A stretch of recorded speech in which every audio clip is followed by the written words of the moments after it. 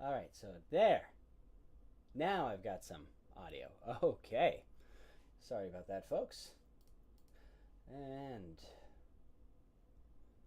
looks like I need to add audio output capture.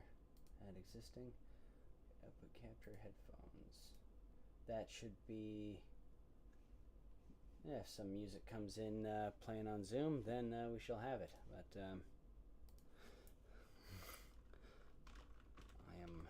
I am just here rambling. Let me know if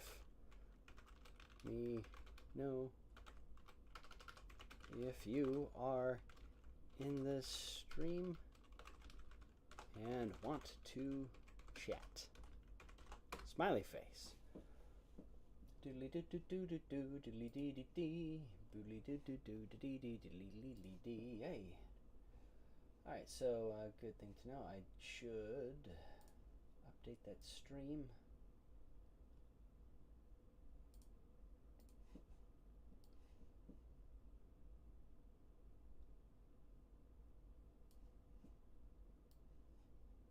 I'm fine with that here. So the audio stream's current bit rate. The audio, okay, so. Alright, stream health says it's excellent again. Alright, so let's get back to it. Note to self, I gotta up my stream settings now that I have better internet.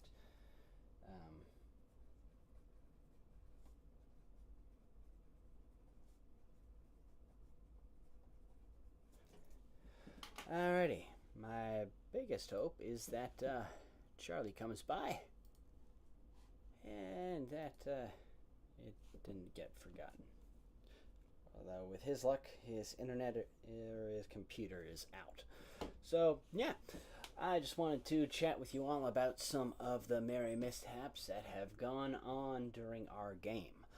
Some kind of secret confessions, some of the things that I've just had to roll with that I wasn't expecting to happen, etc., etc. So, and for all our other GMs out there, please, or players, please feel free to let us know some of your own merry mishaps, etc., that have happened while you all were playing. So, want to start with the beginning of Chapter 2, since the biggest thing was Vlas destroying the damn boat.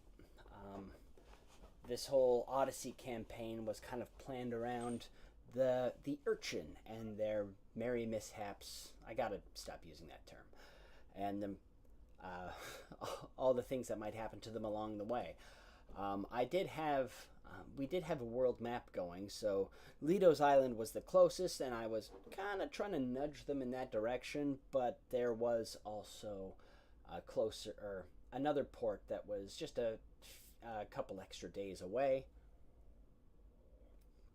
But fortunately, I was able to coax them to go to Lido's Island since their ship was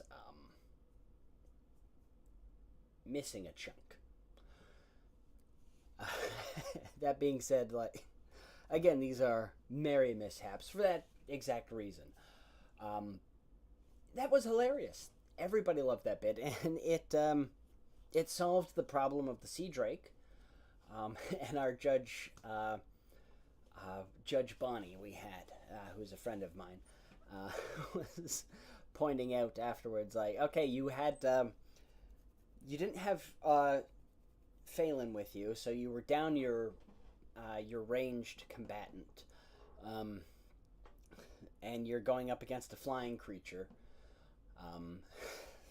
And I was used to Alexander climbing poles and stuff like that, but he's become more of a flute player, so we're branching him into the bardic dedication as well. And I really, just a quick offshoot, I really like that version of multiclassing in Pathfinder rather than, okay, starting at level 1 of a bard, you choose dedication feats for multiclassing. It took me a bit to get my head around, but I realize I like that more because it lets you get some of the better things of a bard without kind of spoiling the sheer volume of things that bards get. Like for example, it allows you to you get to pick just a couple spells, and they're good ones instead of having to start off with like you can do all these spells, but all these cantrips and you get all these same skill points. It's like no, you just want to do what the bard does, use music or performance to enhance your attacks, to bolster your party. Then yeah, that's exactly what you get. You get a smaller list to choose from, but you get the good stuff. And so with that, I was thinking, and this is in your head when you're planning things. There's all these things that you think of that you can do, like Alexander might try to right, because in one of our rehearsals, like they were going up against a basilisk, and both Lyxander and Vlas were trying to like ride this beast into the ground, stop it from slithering around. So I was kind of predicting that, and that's why I had it flying around the mast, like, hey, anyone want to jump up here and get it? But no, Vlas lit a powder keg and blew it up, and that was wonderful. That was absolutely wonderful. It gave the crew one level of disgruntled with them putting their lives in jeopardy. And these are all the things that go on in the background. Okay, well, how is the party treating the crew or all the NPCs and stuff like that? And yeah, the blowing up the ship was something that made them a little more sus. And we went from there, and then we got to Leto's Island. That kind of went how I expected.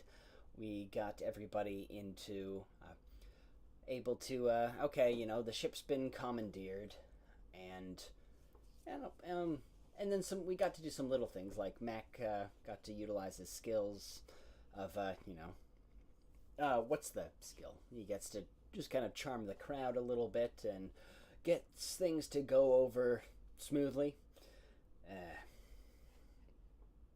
So I'm just going to quickly check on the stream analytics because looked like we had something. Okay, no notifications I need to worry about. Good to know. I think I'm just kind of yammering at the void at this moment, but hey, maybe some stuff for a decent replay. Pardon me a moment. I just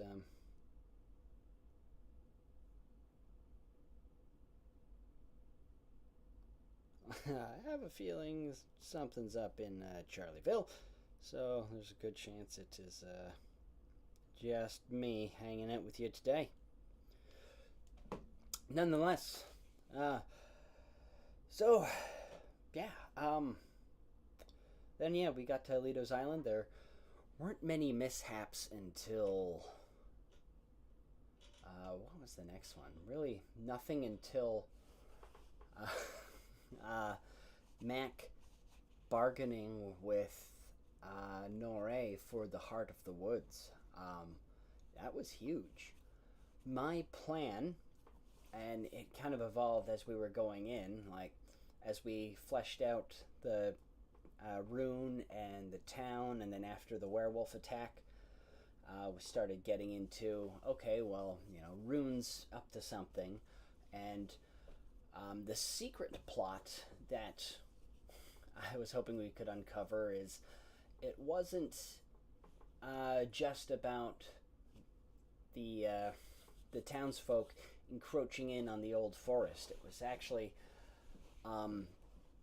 the amount of bloodshed that happened from the Civil War on Leto's Island that kind of awoke this druidic cult of death, the blood that soaked into the island. And while Deb was helping me hint at that, suddenly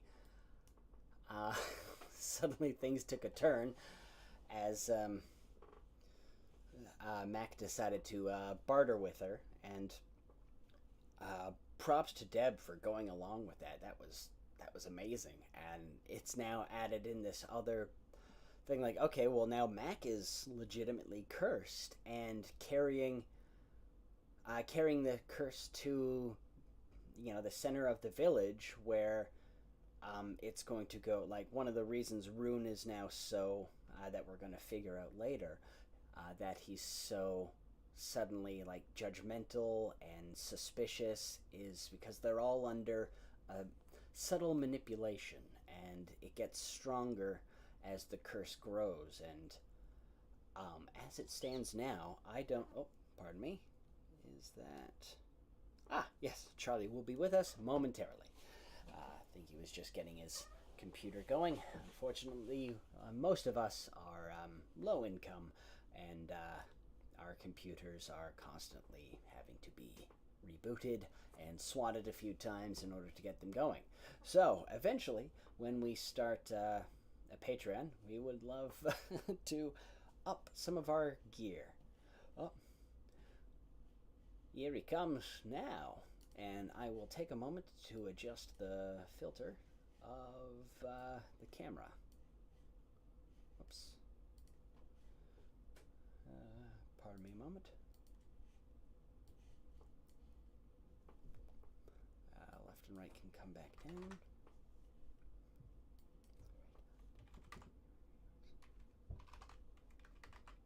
Oops, not 2000. Stupid computer.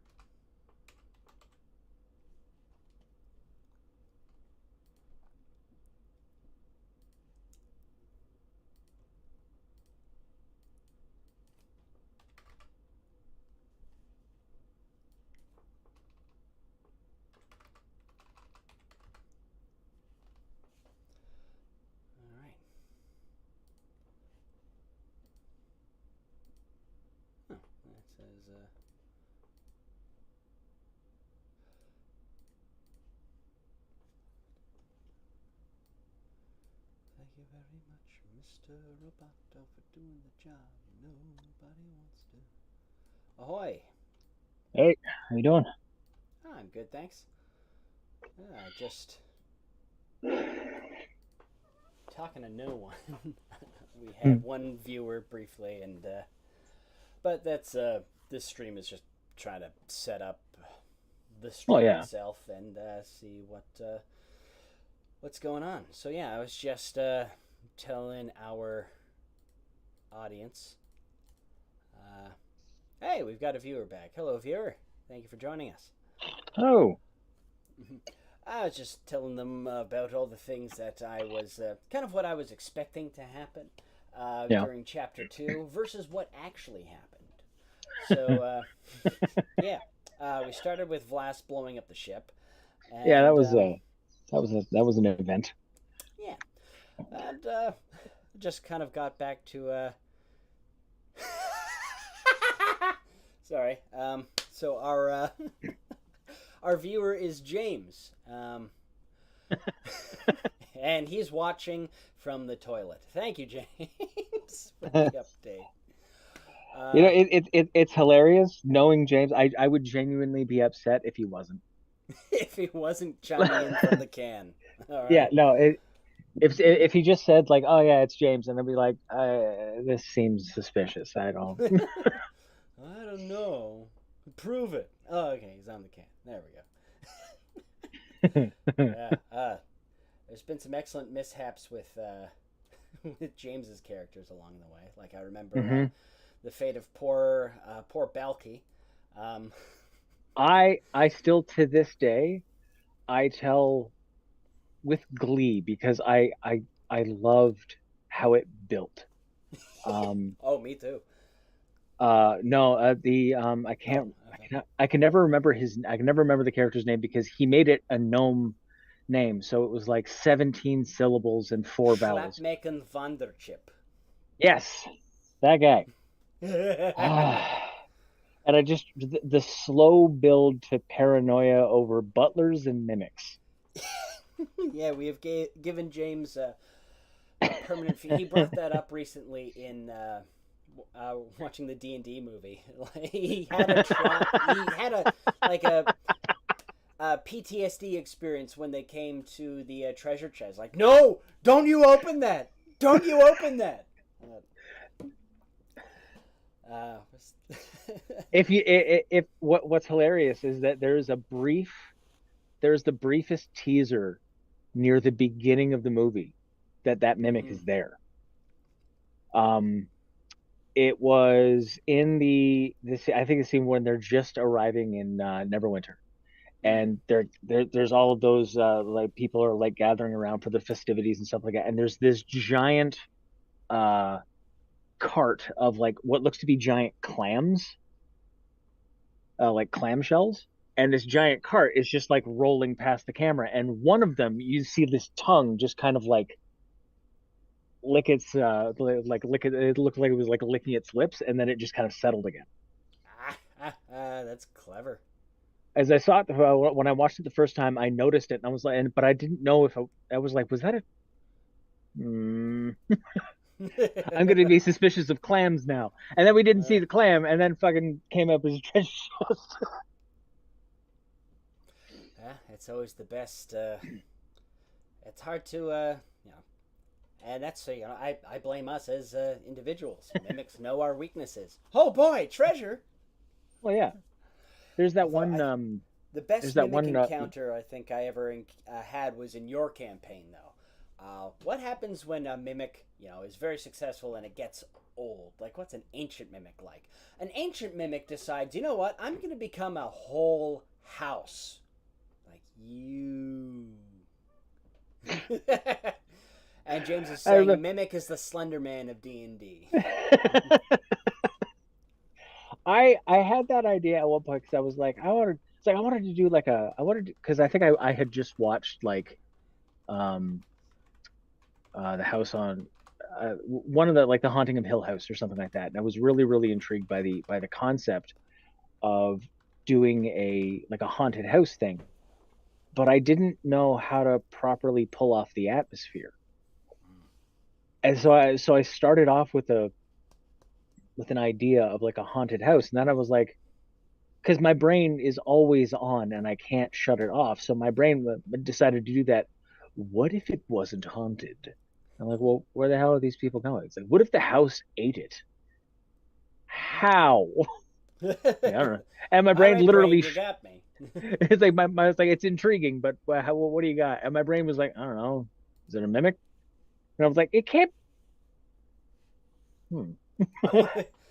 I mean, there's no rules that says it can't. Yeah, I think that's fair. Like there is a famous mimic ship as well, like the Bounty. It's got like it's this beautiful ship that just you know you're stranded somewhere. You hope you find a ship. Hey, this ship is suddenly there. It looks too good to be true. What's going on? And then you know you go down the hatch, and then you can't get the hatch back open. You go further down, you realize why is it getting goopy? At that point, the mimic like greatly. It's like, oh, I really shouldn't have installed actual cannons. This is going to be. This is yeah. I, I took my method acting way too far. Yeah. I remember that's one of the things that gave it away when you know I rolled a nat 20 on my history check for Fucking nat 20s. yeah, it's like okay, for and, you know, for architecture of all goddamn I know, things. Like, I know. Well, because but that was my yeah my I was playing a dwarf wizard, and his whole thing, you know, he's a historian. He loves you know he loves and you know, they also have a you know the stonework capabilities for you know they can recognize things and I really like I hated it and I loved it at the same time because I was like, I hate that he broke this, but at the same time, it makes so much sense for everyone out of every one of the characters. The dwarf is going, oh, the architecture's all wrong. I don't understand this. Like, this doesn't yeah. match the scenery at all. Uh, it was I still like I little still things couldn't like that. figure Like, it out. It was like okay, now we've got some like okay, now we know that the windows are you know fake. The scenery like it's in it. It's still like a three-dimensional image, but you know it's fake. So what the hell is going on? We still couldn't figure it out. And then our stupid little kobold is like, I'll help you get downstairs. Like, you bastard. I'm glad you got absorbed by the door. That was fun. And then I think it was James's character. We were playing with James and Adam over Zoom. This was right at the beginning of COVID, Mm. and the mimic, just as like a final thing of self defense, like started shriveling and turned into a person who was saying like, "Oh, I was under a curse," and then someone else like, "Yeah, that's not true." Like I Yeah. smite it. It might have been Adam because he was playing a Geralt kind of inspired thing. So like, Yeah. yeah, He was I just know a like, monster when I see one. he's like, oh yeah, stab. Yeah. Mm-hmm. uh, uh, good I, times. I do like I find myself especially as I get older, I find myself getting more and more intrigued by like just little hints of things that are intriguing to like one specific character, but it inserts a plot hook that you didn't actually intend on. Mm. Like the architecture thing, like it threw me, but at the same time, I was so excited because I was like, "Holy shit, that's great! I'm definitely using that. That was really good." And like it's happened a couple of other times uh, in uh, in other games. Right now, I'm running a game for my partners and some friends in Belleville online, and my boyfriend decided he wanted to play like a Goliath and was just like wandering through and this just like human centric town. So there was a bunch of people like stupid non-humans, and you know they were like the rich kids that were just trying to roll some non-humans, and they just decided to roll up on this Goliath, this 8 foot Viking. As you do. And like the one guy, and they pushed one guy out because you could hear like he could hear them through the bushes, like you go out, no, you go out, you go out, no, you go out. Like that, and like his and my boyfriend's like his character, his entire clan is based on stories. Like they collect stories from all of like they travel throughout the world and then they come back and then they share their stories with everybody. Um, and he's just and a lot of the stories are based on other people's like heroics and the way they act and stuff like that. So he's listening to it and he's just so disappointed. And then you see this one guy get pushed by his friends into the clearing, so he's now the only guy. And I was like, okay, so this guy clearly doesn't want to be here because like I think I rolled just a natural intimidation check for my boyfriend to the guy, and he was just standing. He didn't do anything. He was just there. It'd be like me looking at Nathan Jones, that's like 7'4", like he's the bald guy from that Achilles killed in the first little bit of Troy. That guy. It's like me looking at him. I'm like up to his sternum. Like, um, and like I just had a moment of like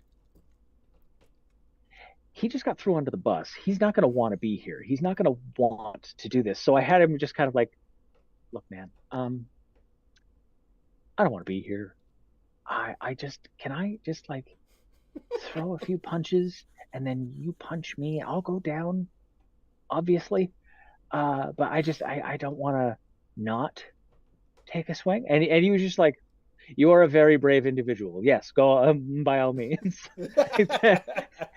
so so he did, and he like hurt his hand doing it because Goliaths have that stone's endurance thing, which means they can roll is 1d12 plus their Constitution modifier to just not take damage. And he did. He just like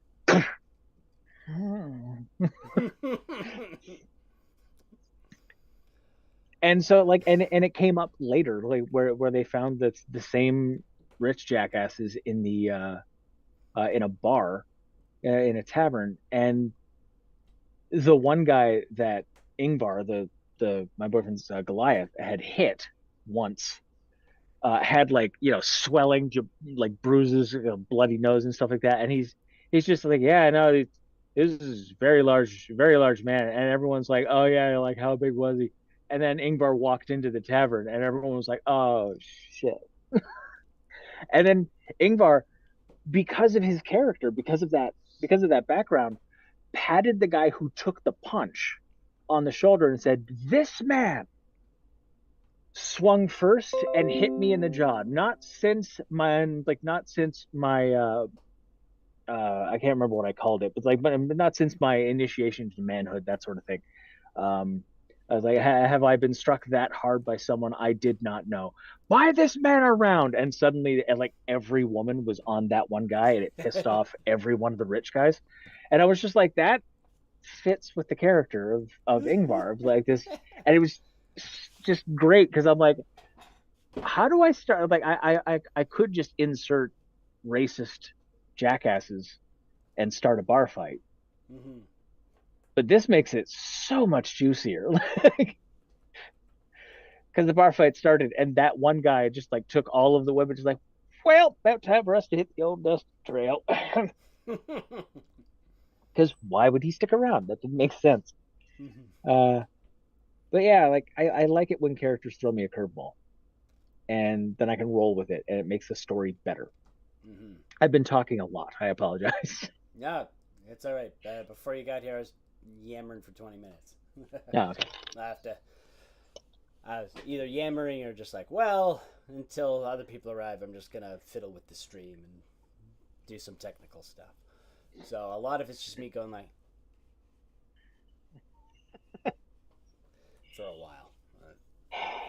Yeah, I think that everyone should do that in the mirror at least once if you plan on running a game because you're going to be sitting at like either looking at books or the computer screen going,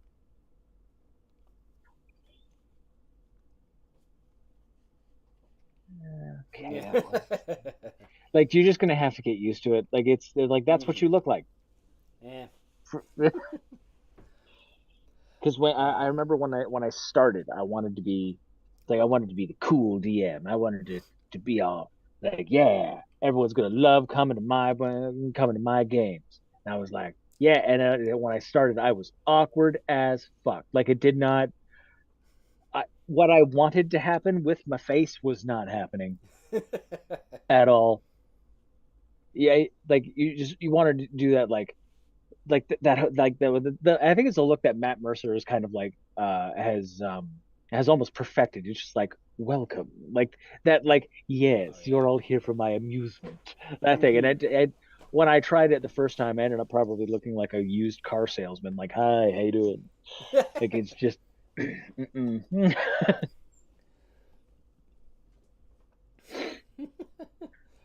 great. Especially at the beginning of this stream, I intended to do the same thing. Like, I get my wizard hat on, like, welcome to the actor's dungeon. And now a lot of it, as I review other other games, a lot of it's just this things go on, and you guys are uh, doing something crazy, and I'm just like slowly turning up to the camera, like, yeah. There's gonna be a moment where I'm kind of expecting you to go full Key and Peele and the substitute teacher. He's like, all right, so what's everyone doing? If one of y'all does some dumbass shit, I throw the barrel. Son of a bitch!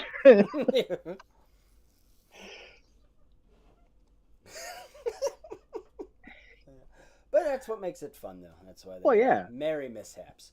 James is saying absolutely. what Matt Mercer does. It's that eyebrow arch that he Hmm. gets. Yes.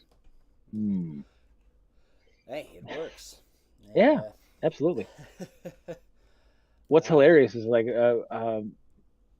my my partner, my girlfriend, and I were watching. We just like watching like murder mystery stuff when we're at home, and we're rewatching Monk with Tony Shalhoub.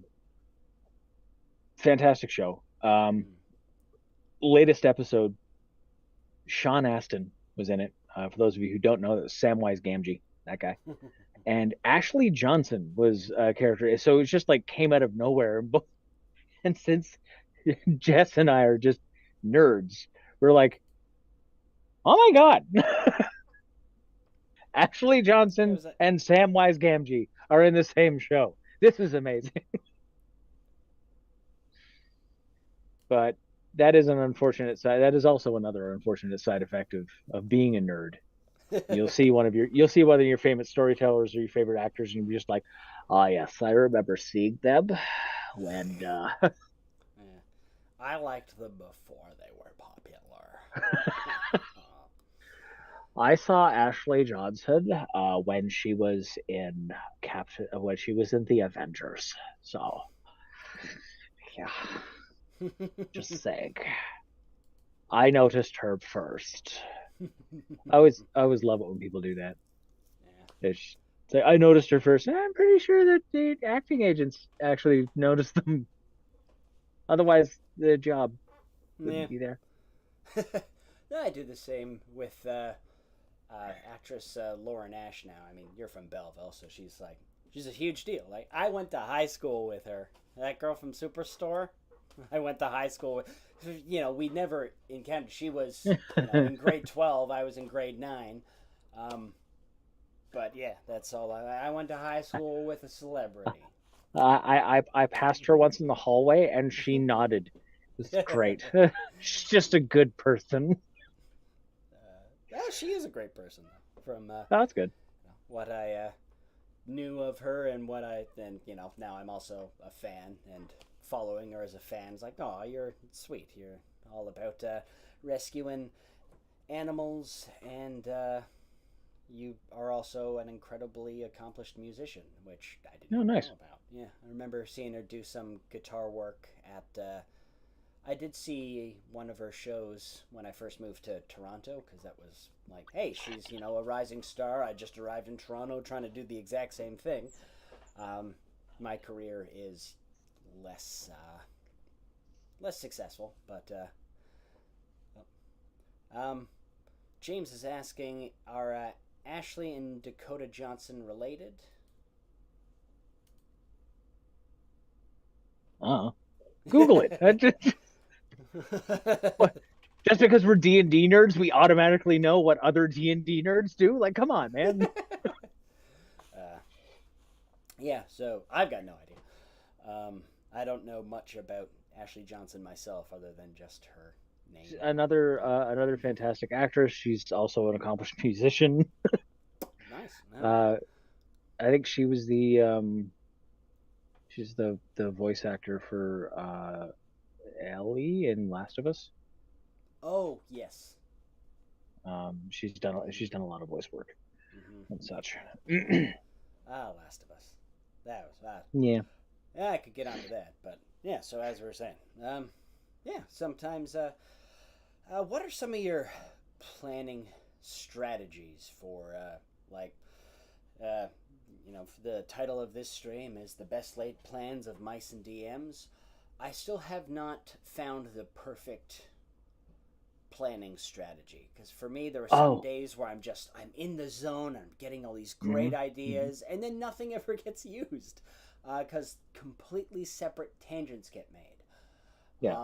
And that's and then some of my best games have been like, oh shit, I've got no plans, and I have to like less with the stream because I always feel like, oh, I gotta there's got to be more professionalism. So I do my planning on Wednesdays, my refining on Fridays, and then Hmm. Saturday's the game. So I now, um, and then try to come up with little structures like, okay, what works, what didn't work, etc. But uh, from feedback from other games, people have enjoyed the most enjoyable games that people have told me are ones like, wow, I just went into that making things up as I went along.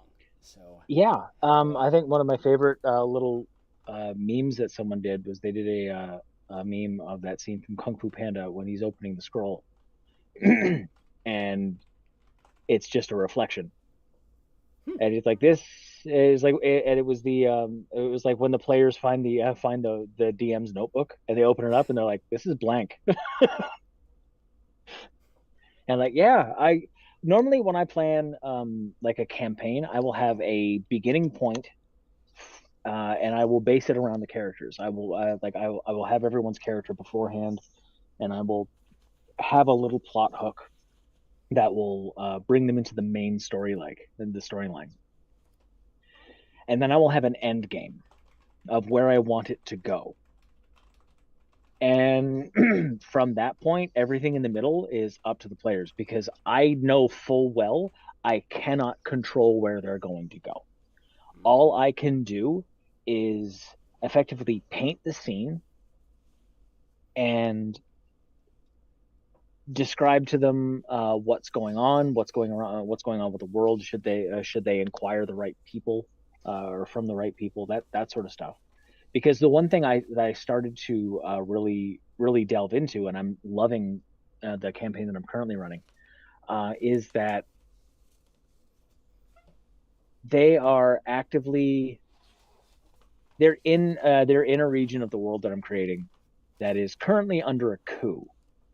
Like there is a complete regime change, and they're not currently in the actual country. They're just outside of it. But the coup is still happening. So what is happening kind of like behind the scenes is affecting the world around them. So their decisions might have an impact, they might not, but whatever is going on off screen is still happening. And um, I think that's something that a lot of it was something that I struggled with for a while too, mainly because of I blame Star Wars for this. Not the RPG, but the actual movies, because George Lucas, if you're ever going to watch this, I am begging you, put a fucking time lapse caption on your screen. There are so many people who think Luke trained with Yoda for like 4 days. He was there for 3 months. Do we know this watching the movie? No.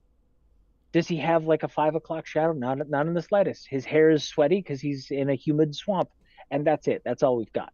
So, the, and like for some reason, people think that hyperspace is literally I jump to hyperspace and I'm there for maybe a few minutes, maybe an hour, and then I can get to another planet. No,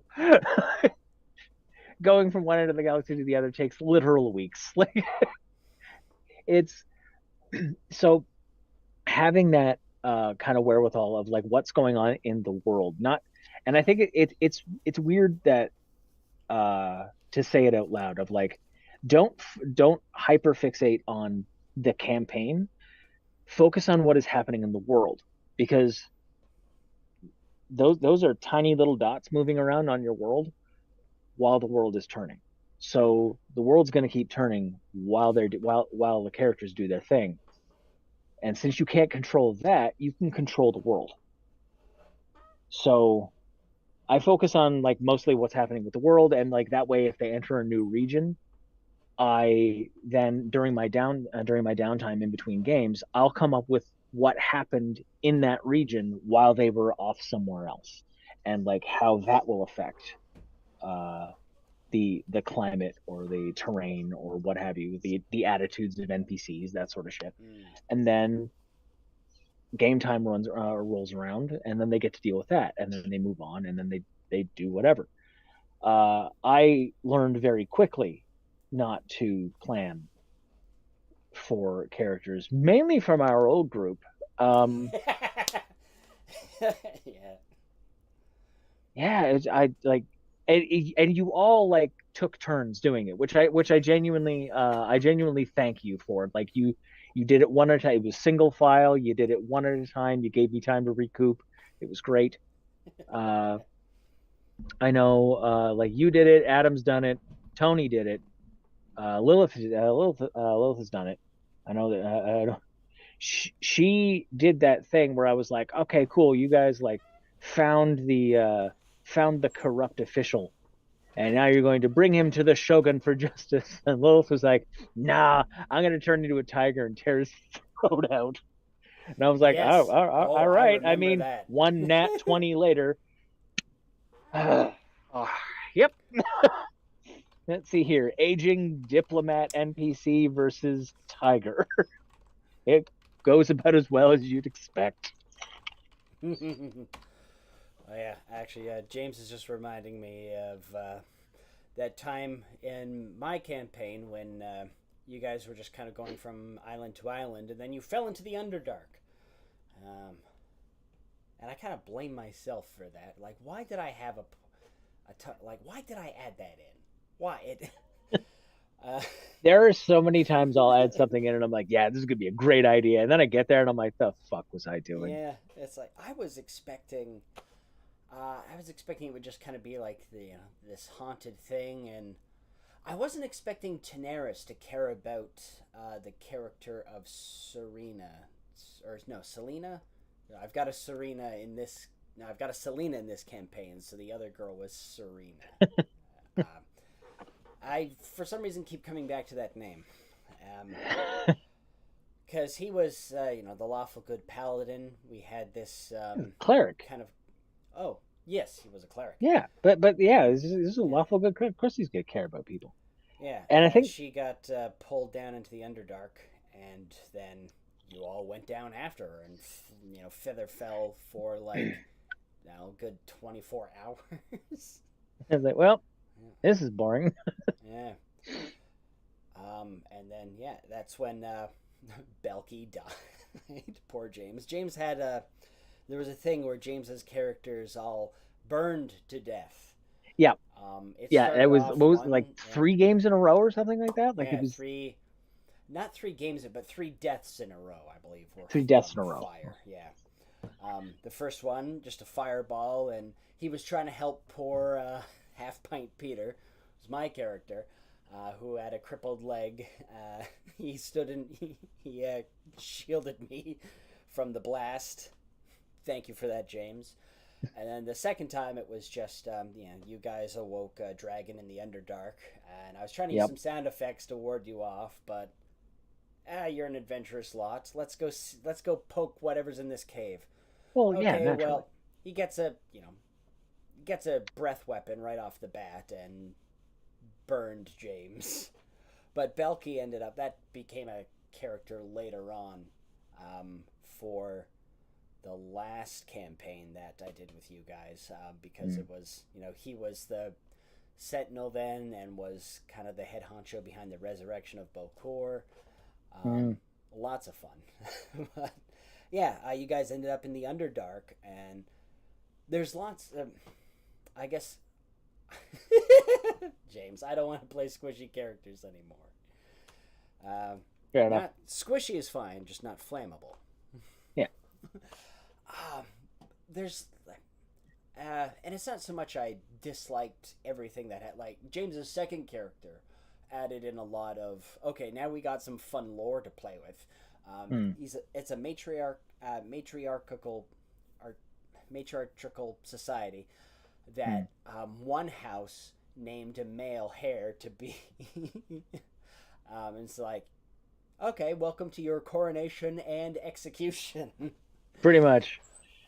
And that was why he wanted to like, okay, I want to join up with this group because I need to get the hell out of here because my crazy mother, who is like legit, I mean, that was a fun character. I just got to be like that Monty Python-esque Terry Jones woman. Oh, who's a clever little fellow. Who's my son? Who's going to take over the house? Oh. Literally, no one wants me to do that. Yeah. But I was, I had all these plans for the island that you guys were on, and then suddenly I had to switch everything over. And by the time we got to the end of the Underdark, I'm like, yeah, I had so many good ideas that, I wish I had done that right off the bat, but the Underdark is tricky. There because there's a lot of moving parts to it, which is weird because it doesn't seem like it. It's just like you're in a cave. What's wrong? But they actually did a fairly good job with the Forgotten Realms campaign setting. The Underdark is not for like low level characters, and one of the things, especially if you're from the surface, one of the things that they wrote that will kind of screw around with your head is that like a lot of people go insane before they get eaten or before they die because they suddenly had like that when someone says like, oh yeah, there's no light in the Underdark, they mean it. There is literally no light source. If you find like bioluminescent fungus, fantastic, that's your only light source. So like at the time, low light vision didn't work because there's no light at all. And without that, they even calculated in that you would slowly go mad just because you didn't know when day or night was. So Mm-hmm. you had no way of keeping track of time. You had no way of knowing how long you'd slept. And so you just slowly go insane because your body would be exhausted the entire time. And that's normally when the exhaustion sets in. That's when people start making mistakes and then they end up getting killed. So it's an interesting setting, but like because I've done it a few times before where I was like, oh, I'm gonna bring him to the Underdark, and then I kind of like shied away from it. And I was like, it's like Underdark light. Like you're not gonna go that deep. It's just like an underground cavern with a small town or something. Yeah, let's do that because like there's it's one of the settings that I believe deserves its own campaign. Like if Mm-hmm. you're gonna do something in the Underdark, unless you have like a very, very, very specific map that you're following, um, yeah, I would devote an entire campaign to an Underdark setting. Mm-hmm. Like, don't jump back and forth Yeah, because then it I becomes think. much more difficult to justify how your characters are remaining relatively sane if they keep jumping from Underdark to the surface. Mm-hmm. I mean, I would only imagine the pressure change would be so weird. Yeah. Well, there's lots of things that I think, like, this seems fine in my head, but then, Hmm. my character could do all these things, but then I'll think about, how much you can really do in 6 seconds. Like, Yeah, chopping someone's head off is difficult. It's not an easy thing to do. yeah. I don't know. Like I think I think another thing to be I don't know I guess like from a DM's point of view is I think one of the hardest things for me is to kind of like keep an eye out for player I want to say player happiness but like their satisfaction in their character because Mm-hmm. it's happened to me so many times where I would make a character and I was super excited to play this character and then the campaign starts and it just didn't fit. Like the character is good, the campaign is good, but the two of them do not fit together. Like there's nothing about this character that says, "Oh yeah, he'd totally be invested in this," Mm-hmm. or like that it just didn't fit well. And you kind of know it almost immediately, but you like because you try and like, all right, we'll suspend the disbelief a little bit. Maybe yeah, we'll find like a minor reason why he'd tag along or that he'd do something. And then it just you end up straining credulity so much you just end up being like you're just not enjoying it. Mm-hmm. And I think a lot of players like I've gotten very good at noticing that really, really quickly. Um and it's one of those things where it'll happen and then I'll give the DM a heads up and I'm like, look, I'm gonna try this for like one more game to see if I can kind of work my head into it. If I can't, I'm going to make another character because it doesn't fit the campaign. And I will make it very, very clear to the DM it is not the DM's fault because it, DM's working with what he was given, right? Like, Mm-hmm. unless you're like the railroady type thing. But I, I hesitate using that term because like a lot of modules feel railroady, but they're modules. They literally Yeah. have, and then the next step is this, and then the next Mm-hmm. step is this. Like there's not a whole lot of wiggle room, which is why I personally don't really like them. I like the wiggle room. I like it when Yeah. characters kind of branch off and flesh out their characters. That's why I don't normally like I have different ways of rolling stats now, just because like I don't like having negative stats on my characters. I don't want them to have like all 18s in their stats, but Yeah. at the same time, like that's really easy to compensate. Mm-hmm. Um, but because the way I see it, like you're effectively narrating a saga. Like these are the trials of Heracles. These are like the adventures of Ragnar Lothbrok. Like these are like these people that the stories are based on are larger than life. There's something about them that sets them above your uh, your average person, especially in like a fantasy setting. Because if you look at it from like a medieval setting, um, and I think the Lord of the Rings, like the One Ring, and then the 5e version of the One Ring campaign, did a really good job in it. Whether they said like adventurers are rare because like a lot of people will like live and die within 15 miles of where they were born. Hmm. So if you like travel the world, that's intriguing to people. Like there's something about you that like that's eye drawing. That's like, oh wow, like there's a reason why people have that like that trope of the famous adventurer. It's because people don't leave their homes. Like they they have lives and it's dangerous. It's like that thing, that meme from Zelda. Like it's dangerous to go To alone. go alone. Take this Yes. sword. Um, so it's like that did that really well, and I try to incorporate that, and I want my players to feel like they are like they are like the next Heracles or uh like they're the next heroes of and they're writing their own saga just by and I like the fact that like if I fast forwarded a couple hundred years in my campaign setting, the stories of their exploits would be told Mm. because it's like especially with the campaign that I'm running, it is a very pivotal thing that is happening to the world.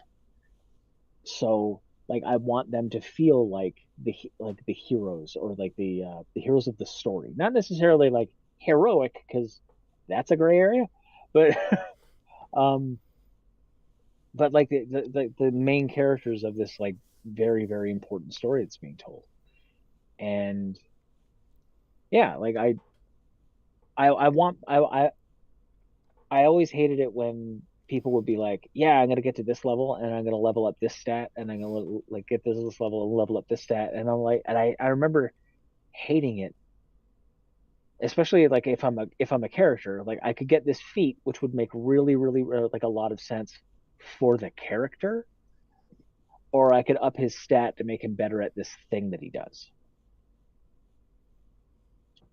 And then I realized that like one of the things that I didn't like was that people and myself as a player uh, were focusing on building numbers rather than Mm. building the character itself, Yeah. and that got me, and I was just like, I don't like that at all. So now I think I have a 2d4. I work with D&D, and I have a 2d4 system where it depends on like where I want to start. If I want them to start like at a heroic a very heroic level, I will start them like they start at 10, roll 2d4. If I want them to start like up and coming like younger folk, they'll start at like an 8 or a 9 and then roll 2d4. Makes it has their like if they start at 10, their max stat is 18, but that means also means the lowest stat is a 12. Mm-hmm. So, you know, it will echo that thing where there is something about this character that there's like that Disney thing of like there's something more to me. There's something more to this world, and I'm gonna go explore it because you're rarely gonna find a character with at the very like his lowest stat is a +1 who's worked on his farm all of his life. Like no, there's gonna be something that draws them away. Like those are the people that kind of influence the world and such. And Mm. I try to get my players to kind of grasp that.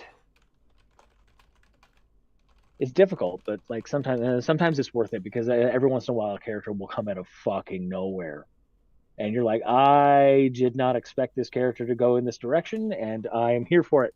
Yeah. Or like when I ruined Mike Cross's campaign at the end by assassinating his character. Uh, Yep. that was a great ending. Yeah. And you need to die, Garrick. I loved I that played character, the Bond-based then, character. But then I played the Bond theme directly afterwards. It was great. yeah, those were fun times. Ah, anyway, well, this brings us to 2 o'clock. Charlie, thank you very much for joining me. James, Yeah, thank you no for worries. being our viewer. If you ever want to be on this part of the stream, feel free. Give me a shout. Uh, I know It was a you've pleasure to got be many here. mishaps, so Oh, it was a pleasure to be here. Always happy to shoot the shit with the DM about the plights of DMing. I apologize if I talk too much, no, but I appreciate it. all right, cool. All right, I'll see you next time then. see you next time.